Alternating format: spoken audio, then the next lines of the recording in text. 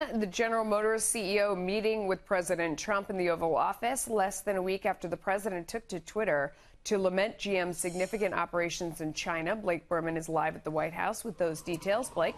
Every now and again, Melissa, the president takes to Twitter to give his opinion on General Motors. And today he got to sit down face-to-face here at the White House inside the Oval Office to speak with the chief executive, Mary Barra, this afternoon. The White House not providing a readout as to what those two talked about, citing private conversations, though there are a host of issues right now involving the automaker. Among them, negotiating a new contract with the UAW and the closure of plants. They also stand as an interested party to the president's trade war with China and the battle over fuel efficiency standards for vehicles.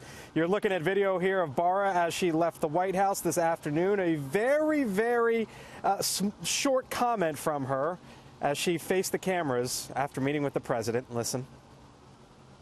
What did you hear from the president today? We had a productive and valuable meeting. Thank you.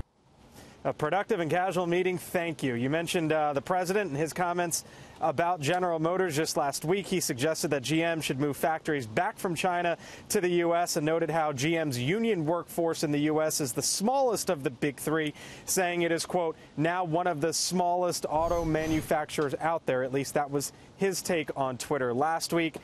Got to imagine, Melissa, they touched on several of those topics in the Oval earlier today. No doubt, Blake. Yeah. Thank you. Okay, let's bring Paul and Sarah back to react. Paul, I almost feel like the president takes to Twitter to trash talk about you, and it maybe doesn't have the same impact, not you in particular. Me? I haven't seen that yet, but I mean about one. Right. And perhaps it doesn't have the same impact that it did before. I mean, I don't know that people still panic. He's kind of trashing someone new every day. You going, all right, what's he upset about? Let's go talk. That's sort of what she looked like. I don't know. What's your take? I think you're right to a certain extent. I mean, it's been watered down a little bit and people kind of gotten used to it. But I think Sarah touched on it in her earlier comments. You know, I've been referring to the world as a vortex of volatility for several years now. And the volatility around the world is not just limited to the economy, economic events, or even geopolitical. Things such as climate change, things such as Hurricane Dorian. These are things that all have an impact and create tremendous volatility in the markets.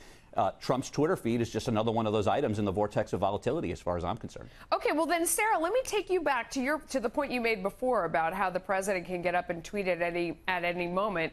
Paul says the vortex of volatility. I'll put another V to that. What about victory? I mean, he could just sit there and declare victory on China tomorrow, as much as many people would come out of the woodwork and say whatever deal he made wasn't enough and wasn't worth waiting all that time. It still is true that the market would take off. The economy would expand. He could declare victory at any moment. Are you prepared for that? That's right. I mean, I think we have to look at the underlying situation here.